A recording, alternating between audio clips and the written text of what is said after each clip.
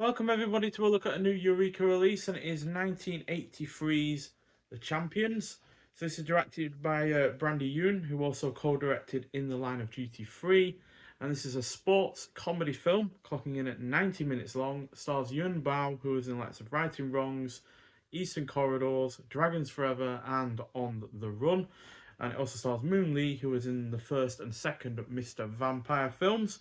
So Lee Tong, played by Yun Bao, is a young farmer who has grown up on an isolated rural community.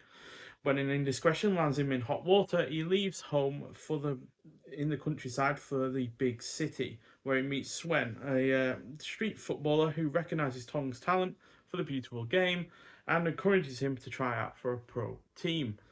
But Tong's first chance at footballing glory is scuppered by a rivalry with the narcissistic king, who relegates the newcomer to cleaning up after his teammates. But after discovering a love for football, Tong soon accepts an offer to join a rival team, and the stage is set for a final confrontation with King on the pitch. So, I'm typically not a fan of sports focused films, but filtering football through the lens of Hong Kong action cinema certainly helped make this an enjoyable and overall entertaining effort. The cast is also good, it is well paced, has plenty of laughs. The action and football scenes are really well done because shoots. It's obviously not really a behest to the rules of football, so therefore the football scenes are kind of shot and played out like an action film, like a kung fu action scene. And yeah, it's really well done in that regard. The production is overall decent, and the plot is generally engrossing. Nothing spectacular by any means. It's not changing the landscape of cinema, or it's not got the greatest characterization, or it's not bringing up many in the way of surprises, but it's still an overall solid effort. And considering my kind of ambivalence towards football and sports films in general, yeah, I was expecting to not like this anywhere near as much. So yeah, 3.5 stars out of 5, quite frankly. And yeah, we've got this new uh, new artwork by Darren Wheeling, which is really rather nicely done. Unfortunately, though, the case for this film arrived really rather quite damaged. So yeah, I'm gonna have to work on getting that replaced. But yeah, the disc is still nicely printed. Got a football there on there. But yeah, as you can see by the case, it's obviously not acceptable. It's even cracked on there as well. So yeah, everything else is fine. This wasn't damaged in any way. The art card, the cards, little football cards you get with it were fine. The limited edition slipcover was fine. The booklet is fine, but even the different kind of artwork on the slip here is fine, and everything like that. It's just literally the case that has broken. Could have been the post that has damaged it, or it's just damaged that way for some reason or other. And then yeah, got a booklet as well. So inside we have your cast and your crew. We have shots from the film as well.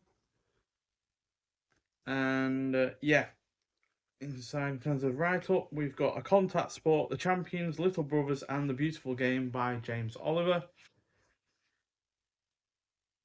And yeah, we've got promotional material inside as well, which is always nice to see. Although you can quite clearly tell it's an 80s film by the fashion going on there. And yeah, we've also got viewing notes and such and such. So it's presented in the 2:31:9 to 1 aspect ratio. So you may well need to change your TV if that doesn't fit your size of screen. We've also got a limited edition football cards designed by Sam is that Gilby? Yeah, Gilby. Which we can show you now. So there's Lee Tong, played by Yun Bao. And it's got that on the back. And there's his rival, King. So they've got stats on there as well. King was born in 1952. His skill is 9, speed 8, tactics 10, shirt number 10, and his height is 1.72 meters. And Lee Tong is born in 1957.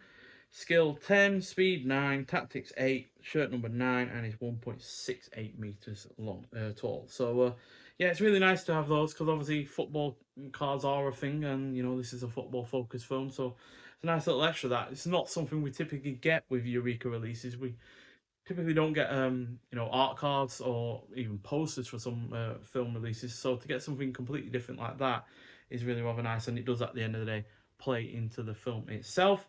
And then on the disc itself, we've got a 1080p HD presentation on Blu-ray from a brand new 2K restoration. The film looks really rather good, sounds good as well. There's no real issues at all in that regard. You got the original Cantonese audio and optional English dub tracks in original mono presentations. Then you got an alternate Cantonese audio track from the Japanese version of the film. You've got optional English subtitles, newly translated for this release. Then you got brand new audio commentary by Asian film experts Frank Yang and FJ DeSanto. Brand new audio commentary by action cinema experts Mike Leader and Arne Verminima.